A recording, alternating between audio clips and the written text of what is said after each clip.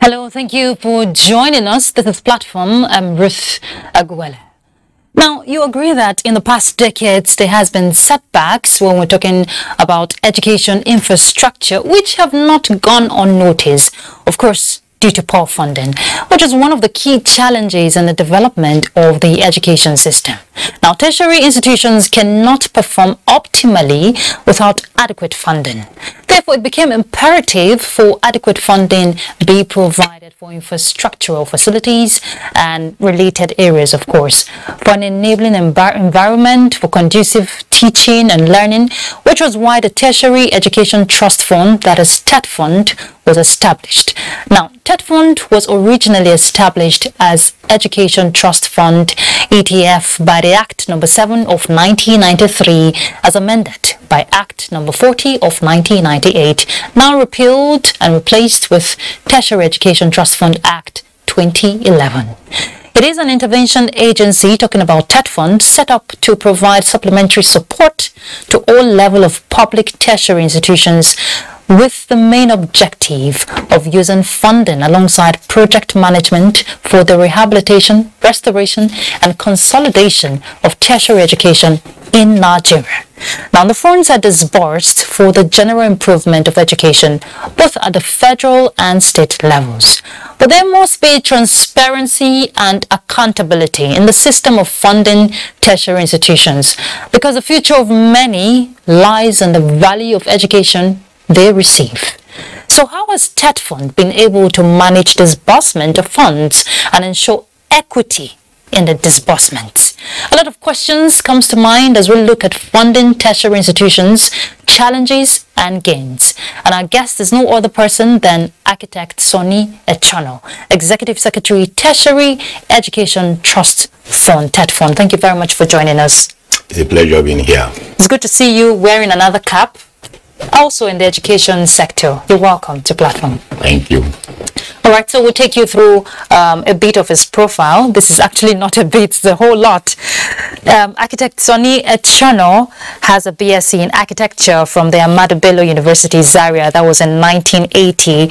And an MSc, he was awarded the Best Life Project and following this with the Best All-Round Performance in the Nigerian Institute of Architects Professional Practice examination. That was in 1989.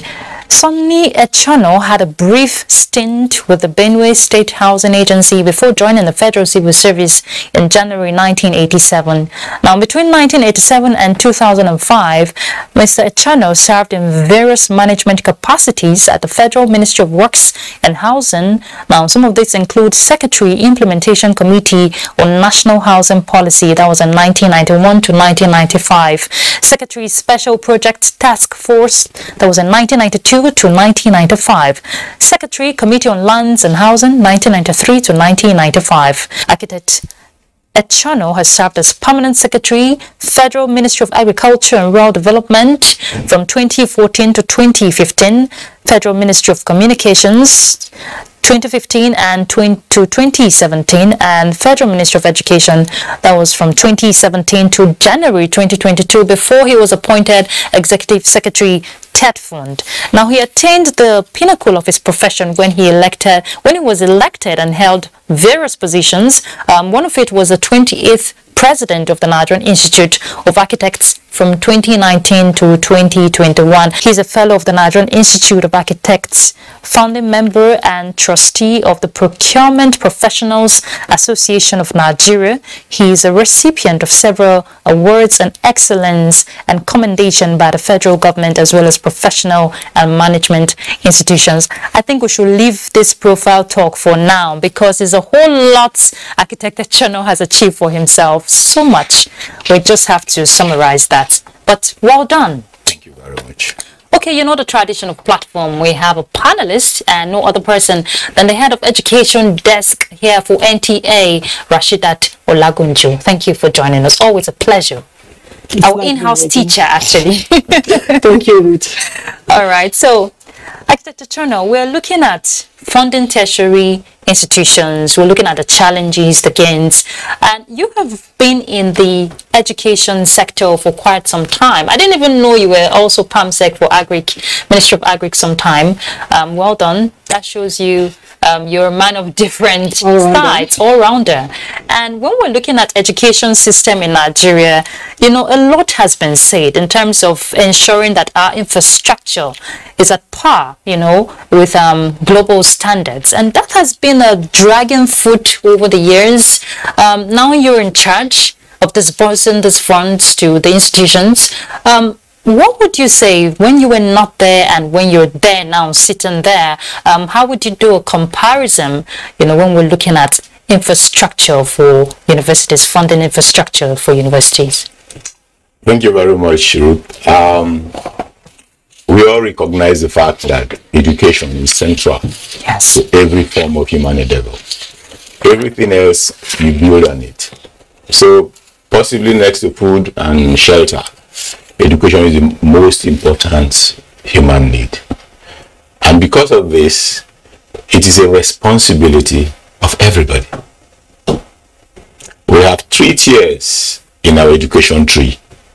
We have the basic education, we have the secondary education, and then we have the tertiary education. All over the world, basic education has been seen as a fundamental right of citizens.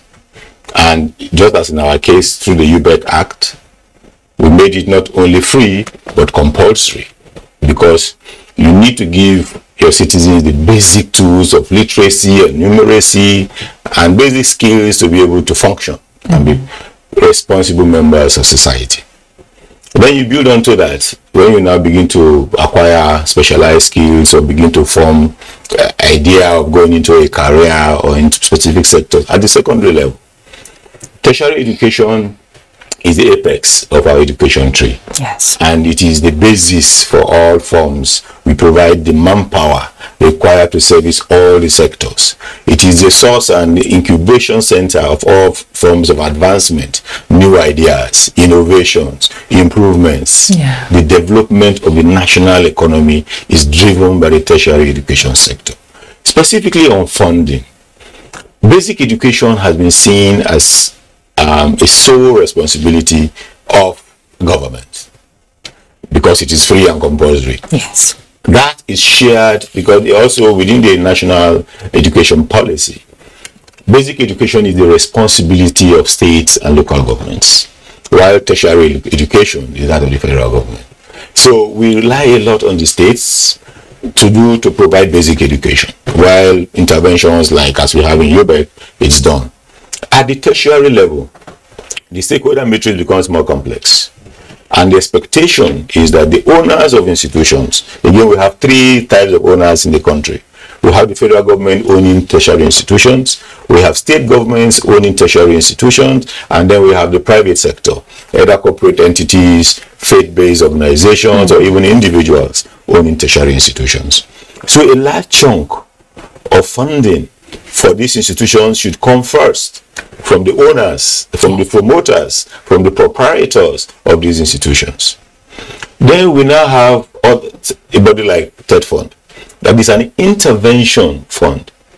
So it is not the sole funding source for our institutions, and it is directed only at public institutions, those owned by the federal government as well as state governments, because they are proceeds of tax. We'll hear about education tax, and I probably will talk about it later on.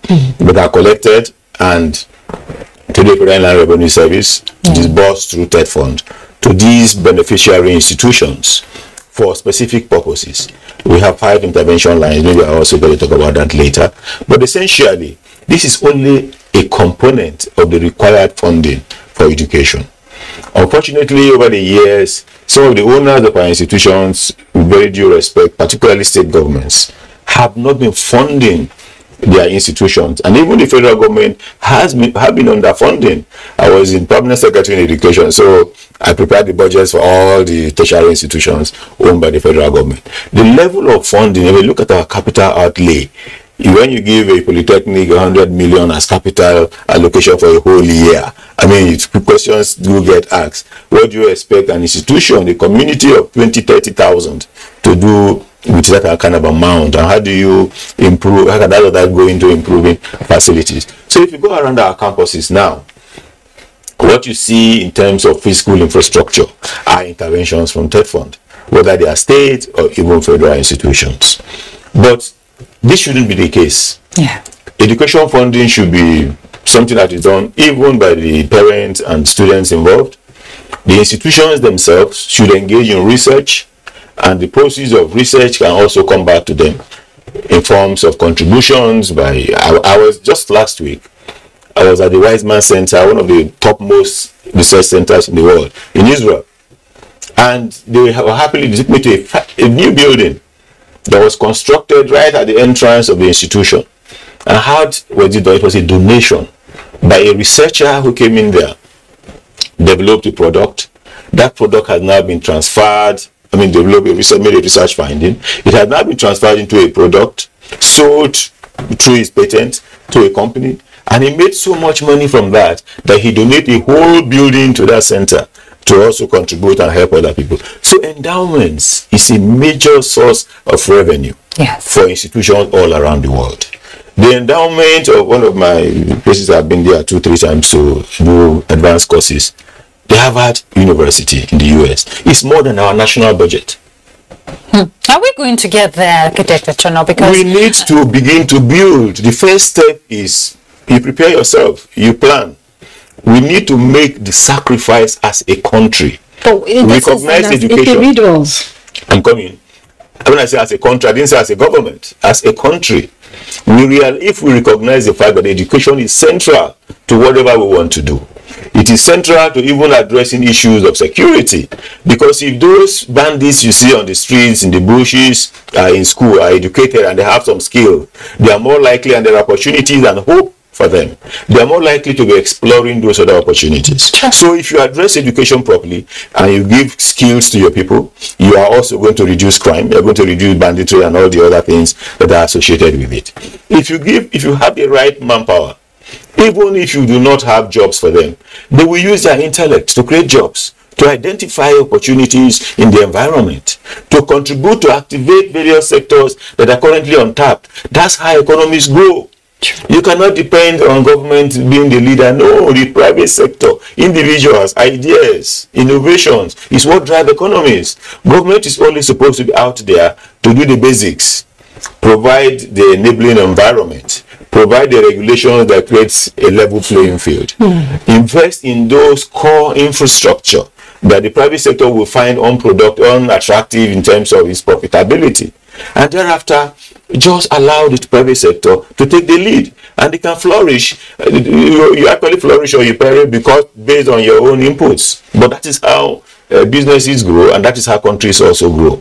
So yes, if once you identify that, we will now prioritize education. There have been a whole lot of discussions about what is the right amount of investments. I don't want to use the word funding all the time, because for tertiary education is an investment. The results may not come in 2-3 years, the way we are so quick to get results in some other sectors. But in education, after 8, 10, sometimes 15 years, and you begin to reap those results, the results that you reap is for the entire lifespan of a human being. And by the time you aggregate all those improvements, you harness them, that is how you can release that and energize your economy. And today in particular, where the world now is in what is often referred to as the knowledge economy, we are no longer dealing with natural resources.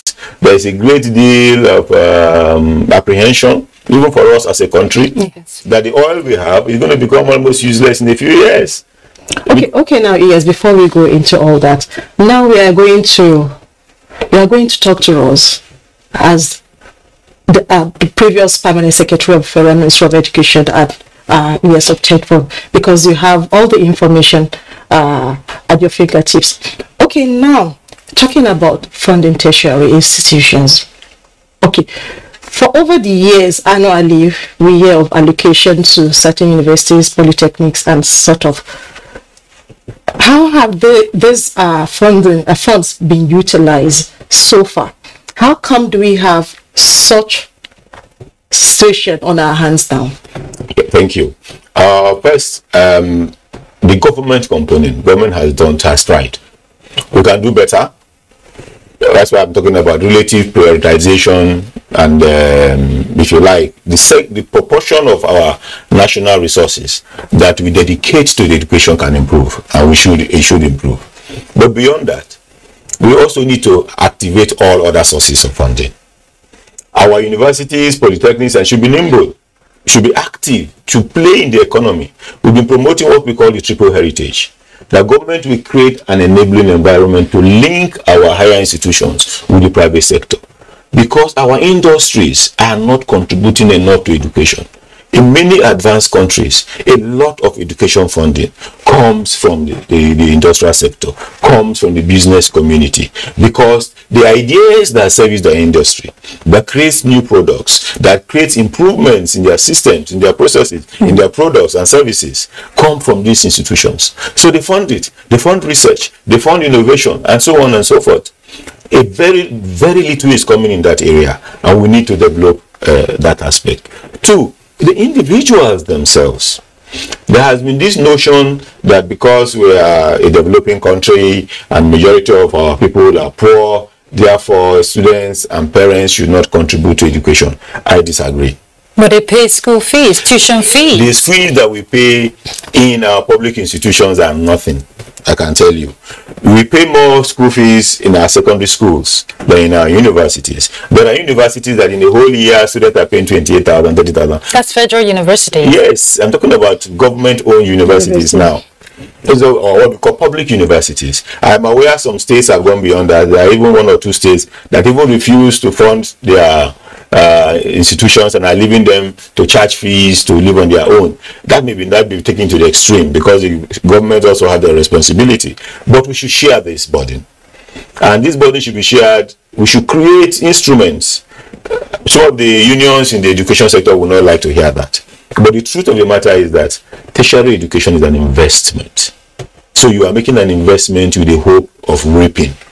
And for every investment, you need to make sacrifices. Now, if I get your point, Architect Echano, what you're trying to say, it's obvious there's inadequate funding. Even from TED fund, it's not enough to fund these infrastructural facilities. We're talking about that, which is why, the schools should generate their own internal revenue. Yes. Let me put it in context. As far back as 2009, when ASU and government had this agreement, if you like, there was a needs assessment that was undertaken for universities. Subsequently, it was also done for colleges of education and for our polytechnics. At that time, the universities alone needed 1.3 trillion to meet the immediately identified shortages, to upgrade the facilities at that time. What we did for polytechnics and colleges of education, we got figures of 817 billion, 717 billion.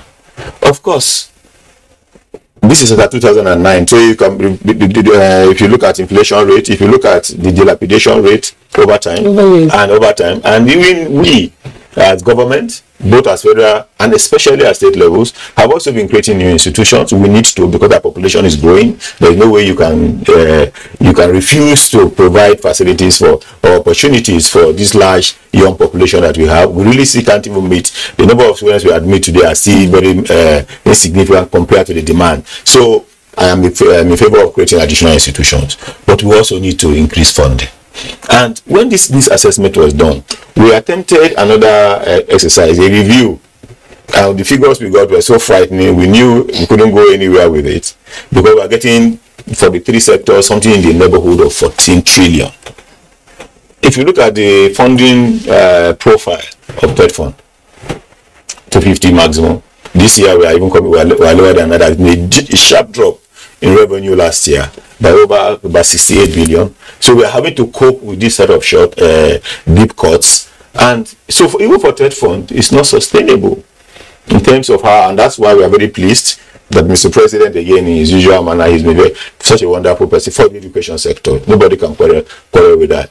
He has even approved an increase in the education tax from 2 to 2.5%. We are pushing for 3%, which he has given tacit endorsement. So we are hoping that before he leaves office, we'll be able to get through with the 3% increase. That will translate into a significant increase, which will improve our funding base. But I keep emphasizing, Third Fund is just an instrument. It's an intervention fund. There are other ways. And we held 2-3 years ago, we had an international conference on finding sustainable ways of funding education in Nigeria.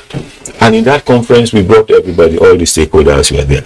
We brought people from the World Bank, we brought them from all international institutions, even ministers of education from African, Latin American, and Asian countries were part of the conference. We held it at the Villa, and we came up with sets of recommendations. Okay, Architect Chono, I know there's a whole lot that could be explored if we're looking at interventions, and I know Rashida is itching to ask a follow-up to that. Go ahead. Yes, let me go back to what you just said. We had a lot of recommendations there, a lot of policies in Nigeria education system. The problem has always been implementation. How can we address that? Then talking about funding and all sorts, our Center of Excellence, what are they doing? Are they performing optimally? And how can we address that? That's two questions married on one. Two in one. Yes.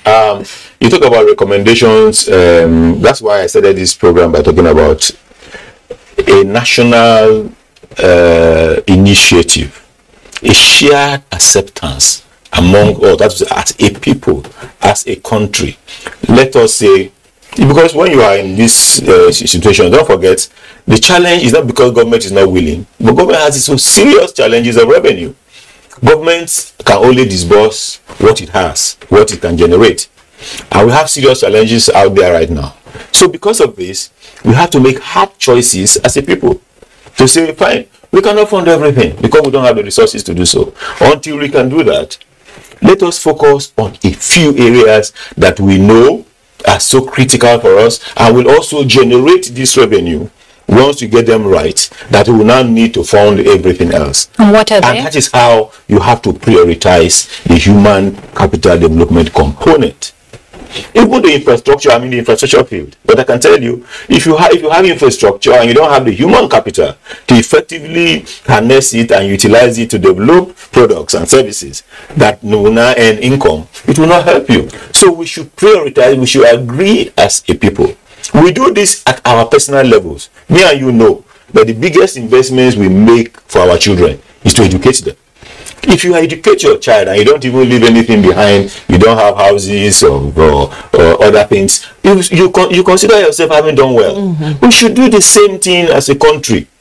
Let us educate our young people. But the spotlight is on Third Fund. I'm going to come back to Third Fund now and give them, because I'm discussing the issue of adequacy.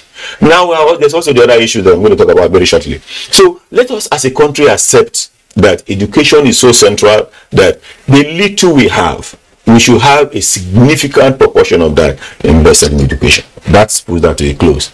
Now the other side of the coin is the issue of prudence. We must, even the little that we get, ensure that we use it in a prudent and judicious manner to first focus on the core priorities of the tertiary education sector. Follow up to ensure that these funds are being utilized for that purpose. Hold the managers, both us at Third Fund as well as the institutions, accountable for every penny that goes there.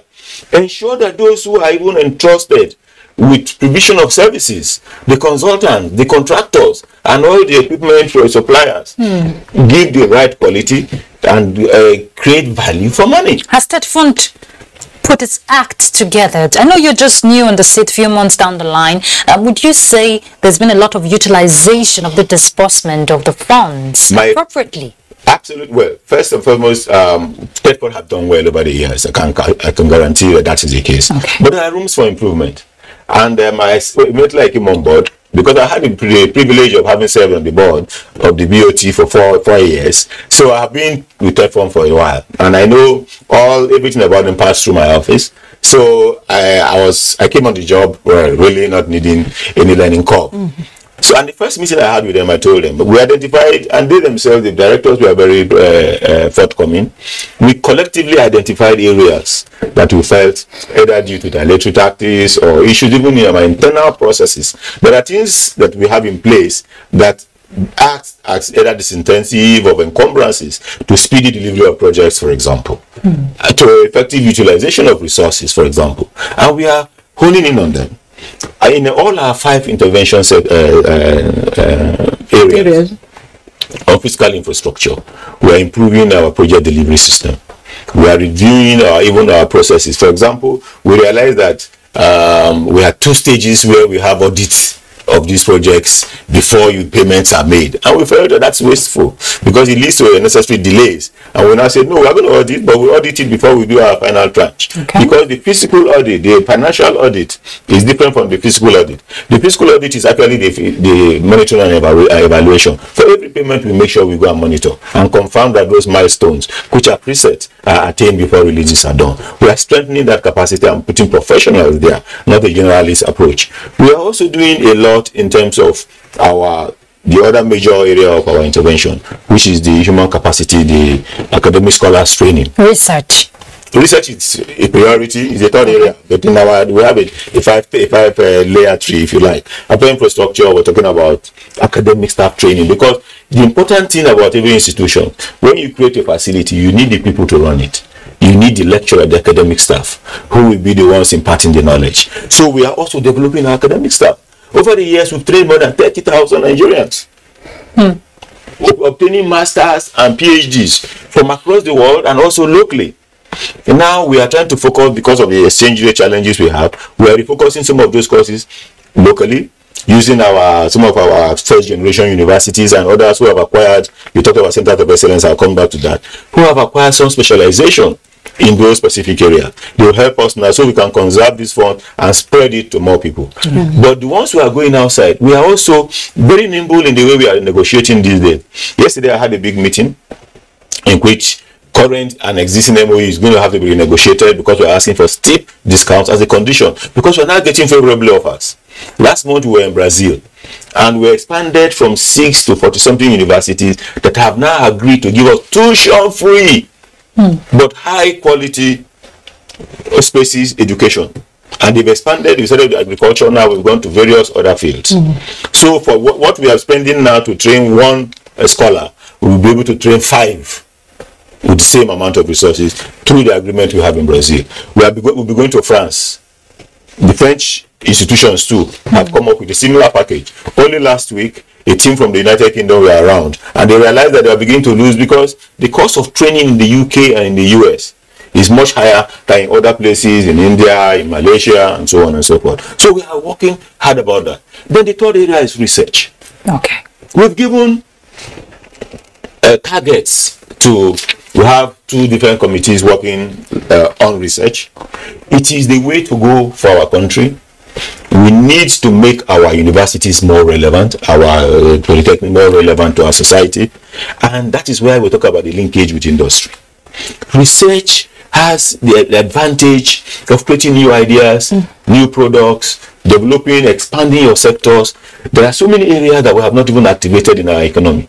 And we had the painful even having some companies leaving Nigeria because they're telling us that they do not have the sufficient manpower base. Imagine our oil and gas sector, we need to, even ordinary things like welding, we're having to spend foreign exchange, send people to the Netherlands, and so on. Here in the mass out, or spend people abroad. These are things we can do here. Yes, that's why we are creating centers of excellence, because we know we can't provide all the facilities at the same time in all our institutions. So we are identifying some core areas of specialization, and now we are now going to focus, harness the little resources we have, and concentrate in some of these institutions, and so also monitor, architect, also monitor the disbursement of these funds, which is very critical. We do that at 3 levels. Okay, let me hold your thoughts there. I know Rashidat want to ask a question, but she'll do that just after this time out. Stay tuned. Right, thank you for staying tuned. It's still Platform, and we're talking funding tertiary institutions, the challenges, and of course the gains. Architect Chorno is our guest. Now, before we went on that break, you were talking about the essence of human capital development and the strategic areas State Fund has, put in place to re-strategize. Rashidat was going to come up with a question, so go ahead. Yes, yes. I read somewhere that we have some institutions with, do we call it redundant project or stagnant project? What is State Fund doing about it? Because in a situation where we need every project to be up to date for development in the institution, why do we have such on ground?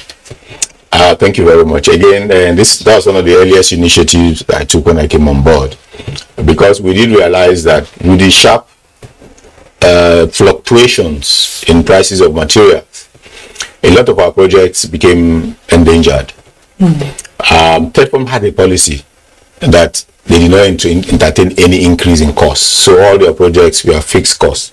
It had its challenges. It was a simple tool to try and manage projects, especially when you are not experts in the field, because you just say, look, it's a fixed contract, so you cannot increase it.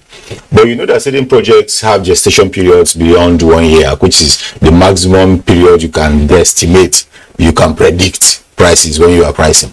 Sure. So if you are going to do project for 2-3 years, you're not going to know when government policy will change at the end of the budget year, import rate, tax policy, all sort of things change.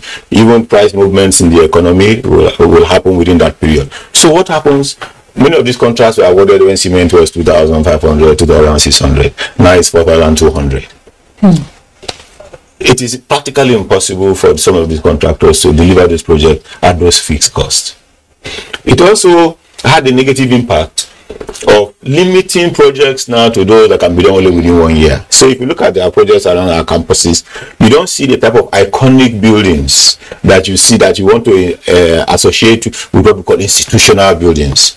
So if you look at the older universities, look at their Senate building, 14-story building, you look at faculty buildings, now because our project has to be done within 1 year because of the cost limitation and all that, you have seen smaller structures, 1-story building, 2-story buildings, and so on. So we want to change that narrative. And because we have the benefit of now understanding project management, we are now introducing tools that, yes, those challenges that these policies are put in place to address are still there.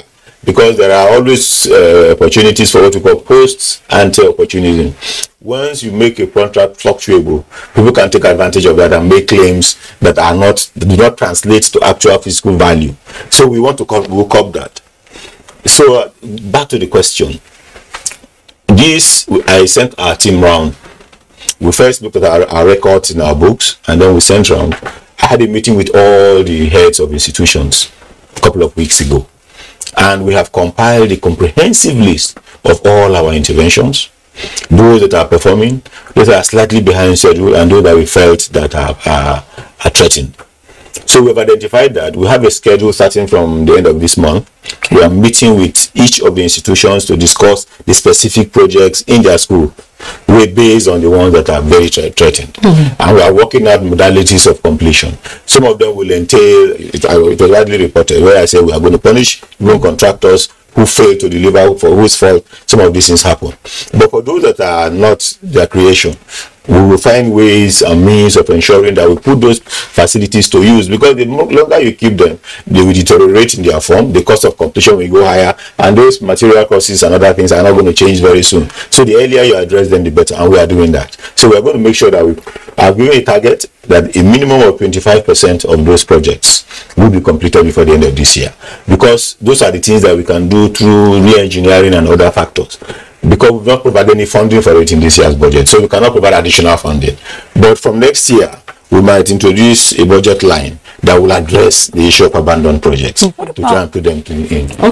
Okay. Now it has been established now that federal government alone cannot fund education in Nigeria.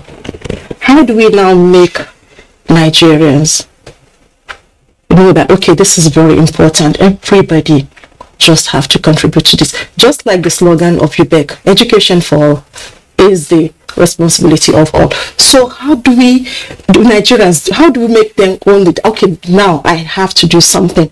Okay, it's not just about sending my child to the university, public university. There is certain financial expectation from me to enable this child have a good education. Good. First is the issue of sensitization and re-evaluation, which I talked about earlier. But on our own part too, we have our responsibility. And what is that responsibility? We have to make education pay. We have to make it relevant. If as a parent, you have sacrificed and trained 3 of your children, they are graduates, they are sitting with you in the house, they have no work, and you now have another 2 behind, it's very difficult for you to justify the type of sacrifice we're asking you to make. So we want to promote employability of our graduates. We are improving quality in our schools. Okay. That first from the content, from the curriculum. Now, only 3 days ago, I summoned our team that are working on book publications. And I'm pleased. I was telling the minister this yesterday, and he was so pleased, as a bookman himself, that before the end of this year, we are going to have a minimum of 40 standard texts, peer-reviewed, of international standard, that will be used in our tertiary institutions to address specific subjects, because we have been worrying about the issue of the quality and the content and the curriculum that we are delivering to us. So we are working a lot on that. So how does it affect now? The it's going to affect the quality. No, the graduates. Yes, I'm coming. I'm talking about that, because what we are having now is that we are producing graduates that are not employable. True. Some of them in the sciences, in the technological fields, do not even have industrial experience. That's why we're talking about triple heritage. We want to, the triple helix encourages us to create the partnership with industry. The sideways that we used to have has broken down. Nobody is really getting any benefit from it. But we are now trying to have a cross-fertilization of ideas, the movement of both our teaching and even people from the professional association, from industry, coming to our institutions, so that when we produce our graduates, they should be ready and fit for purpose, ready to take places in industry. Not that you employ them as people engineer, you now train them for another 1 year, or you do manager trainee, and you now take them to other countries to train before they can fit into the workplace. So by the time we do that, by the time we also expand opportunities, activate other sectors in the economy through research, then there will be need to have the human the manpower to work in those sectors. But has State Fund started? We are already working on this. These are the areas I'm telling you about. We've identified 5 core areas. We are now looking at incubation hubs, for example, on innovation. We want to push this very far. We want to create integrated. We are going back to the issue of integrated laboratories, research laboratories. We want to have some regional centers where we'll have the most modern, concentrated in a few universities, because we can't do it everywhere at the same time. But starting from there, and we're going to get researchers, even the industry that have problems. For example, if you look at the agriculture sector that we worked on in detail, we want to improve yield in agriculture. We have one of the lowest yields. Once you improve yield, what that means immediately is that the income to the farmer has increased by that proportion. So if I can get so many for 1 hectare of land, I can get a particular quantity tons of grain, and you double it, my income when I sell it, I have doubled. And once people do that, you are going to attract more people to go in, when it becomes very profitable to do. So we're introducing mechanization. We're introducing irrigation schemes, for example, as products of research. And once you do that, these are indirect interventions. Yes. And what is now the relationship between all this and the research and development innovation of the fund? Thank you. You see, we are dealing with, Third Fund has these limitations in the sense that we're not addressing the entire economy. We're addressing tertiary education. And that is where the workforce is produced. So we take the scholars, like what we have done in Brazil, for example. We identify scholars in the first batch, about 120 of them in various facets of agriculture and related fields, engineering and all that. And they are seeing, because Brazil has similar conditions as Nigeria, same climate, ecology, everything. But they are doing very well. They are self-sustaining. They are very productive. And so we say, don't even reinvent the wheel. Let's go and adapt what they are doing, because they will most likely will work here too. And we have Nigerians, unfortunately, who are also doing wonders there with patents in Brazil. I met them. So we want to train our scholars to acquire these skills. We want to be able to provide the facilities for them here so that when they come back, it's not just theory. They can now come and use those facilities to develop new products. The one that is resistant to disease. So you see, we lose a lot of our groundnuts are not doing well because half of them are lost to pests. When you develop that stops that pest from affecting the groundnut or the tomato from getting bad so quickly, you now increase the value, the revenue you can get from those things per hectare. Okay. And that is what, so we are training the workforce. Okay. That workforce, people who are going to need them. So you train your scholars now will find job. Many people are not willing to study agriculture because when you finish, we don't have commercial farms to hire you. You are now hiring them, you are now employing them as administrators, as clerks, and so on in other places. So, Architect Eternal, just for clarity's sake, for that young graduate who is watching and is asking question, the same question Rashidat raised, and you also talked about how it's going to be beneficial to the young people. These are indirect interventions that, you know, that is impacting directly to the scholars. Now, trickle it down to the graduates who you're trying to have be part of the education process, the growth. How does it affect them directly? The first area it affects them is it improves their employability. Okay. One, they can own the businesses even themselves by the time we teach them some of these skills. That is why entrepreneurship is being important. Entrepreneurship education is not the way we talk about entrepreneurship now, which is basically extracurricular activities. It's not for you to own a salon or you are selling recharge. That's not entrepreneurship.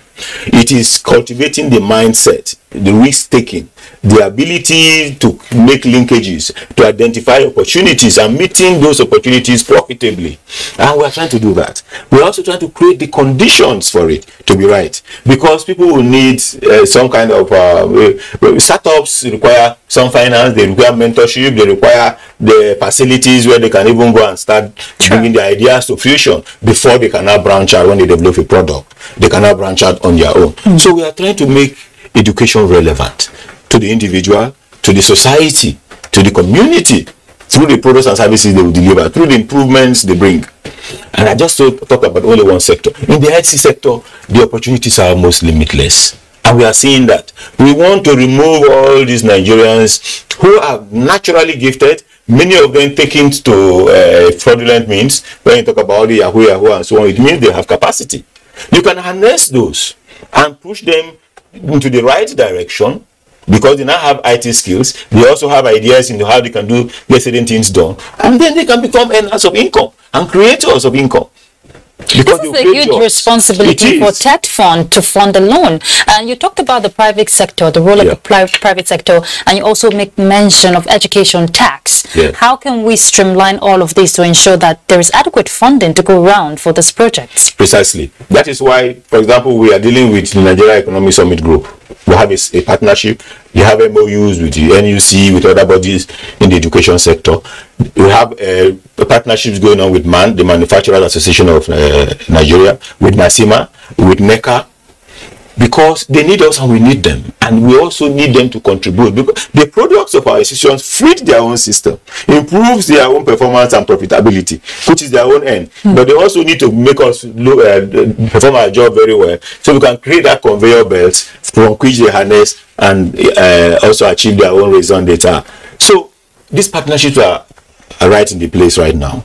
We are also trying to get support even from other countries who have done well in their own area. That's why we are having this MOU and trying to forge also this partnership. But as you said, this cannot be a responsibility for one group or one set of people. No, it is happening all across board.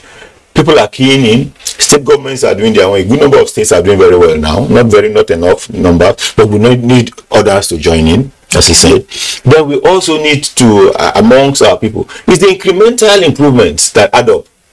This thing starts, it's just like when you release an atom. Once it starts, it begins to build momentum. You do it in textiles, for example. There's a whole lot we can do there. In leather works, there's a whole lot we can do. In the industrial sector, our mining sector is totally unexplored. We are not even getting any revenue from it. But There are so many opportunities that are existing in that area. Our ICT sector, we are still doing it at very mundane levels. We're having people having computer village in Lagos here. But we can harness that. I was in Rwanda, in the National Institute for Technology. What did I see there? IBM, Oracle, they are on the campus in the university with laboratories. That is what our vision for our country. We want to bring these players to come and contribute to their own, because they also benefit from it. Their new products, ideas, the improvements they all have. You want new improvements on your phone, they will ask you questions. What do you see? What is slow? What is not working well? And other young people will do research in that. And they will get the products, but they will also sponsor. They will provide those laboratories. They provide funding. Because of time, now the recent National Teachers Policy added more responsibility for you in the areas of teachers training and partnership. Yeah. So how do we intend to achieve that? We still have the responsibility of putting up or finishing the National Library. Yeah. Okay, two things. First, with the issue of the national, it's actually not a new responsibility, and for clarity, it is limited to teaching practice. The Mr. President said third fund should now fund teaching practice. We were doing that on a smaller scale, but we are not going to have to do it on a bigger scale. We are working with NCC. We've held a series of meetings. We are also redesigning it. The teaching practice now should become more useful and more relevant. And we'll be working with state governments and all the other, because, as you know, basic education is at the local government and state government level. But that is being done. Now, in terms of the National Library, well, it's an issue of national pride.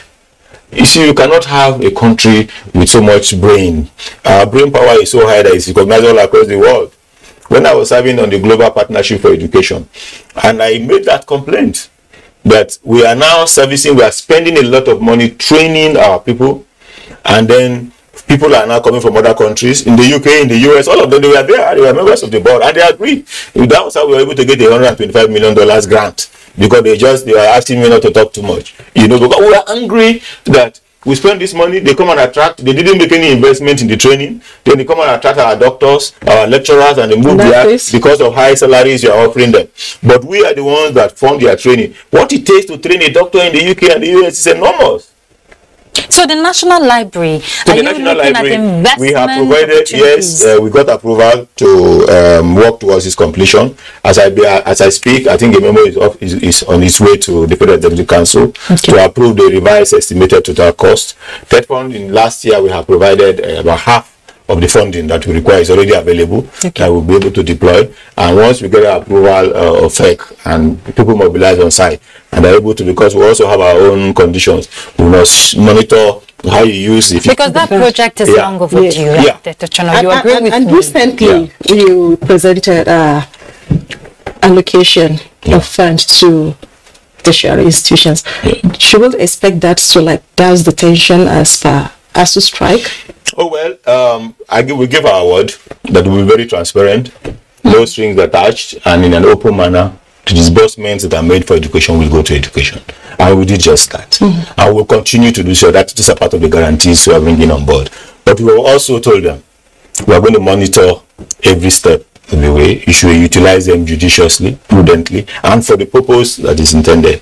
Nobody is supposed to take that fund and divert it for other uses. Nobody is to go and place that fund in any account for any reason. We are not bothering the procurement processes. We say they should make it open, transparent. They should go and tender for them and bid. How are you monitoring the process? I have two departments. I have the whole department of monitoring and evaluation in my department. I also have a physical infrastructure department that do monitoring. Then, as I said, our audit before we do the last tranche, they also go on. And in fact, it is more of too much monitoring rather than less of it. But I'm also strengthening the capacity of my staff in that area to know what to monitor, what to look out for. We develop templates that we are sharing. So a whole lot has happened, and I can guarantee that. Because it's one thing to have this, we're gradually rounding off. It's one thing to have this funds disbursed, and it's another thing to see them mismanaged, and we're not seeing the result of their purpose. Yes, indeed. When the Minister for Education and I want you to give your final word to Nigerians and assure before we give this final word, we want you to speak to Nigerians. Yeah. As the previous permanent secretary of the Federal Ministry of Education and ES State Fund, how best do you think we can resolve the issue of this lingering ASU strike? Well, fine. I'll talk quickly about what you talked about, the issue of monitoring and evaluation. Yes. That's the template we use for needs assessment in the ministry, that all the stakeholders, the heads of our institutions, the staff unions are happy with. Indeed, we are going to introduce also that in Third Fund.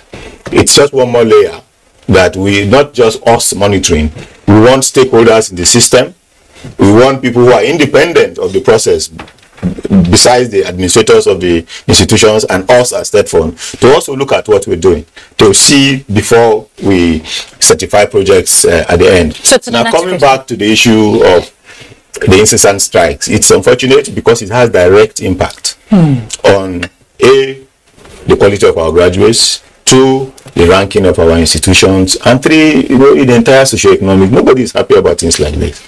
And each and every one of us should do our own bit, our part. Okay. We are working very hard. We'll be meeting off camera, consulting, and I believe we have closed ranks significantly. But the final solution is that we must find a sustainable way of funding education in this country. And both sides must move grounds. All right, Architect Chono, we're out of time, I'm afraid. I know there's so much you want to disburse for us here. Thank you very much for your time on platform. And we hope that Third Fund will continue to play its role when we're looking at upgrading the educational system in Nigeria, especially tertiary. Thank you. It's been a pleasure being here, and I assure you that we'll do our best in ensuring that. And when we have more questions, ask Third Fund, we'll invite you here. Thank you very much. Okay, so our panelists, Rashidat Olagunju, thank you so much for your input on platform. Thank you, Ruth. All right.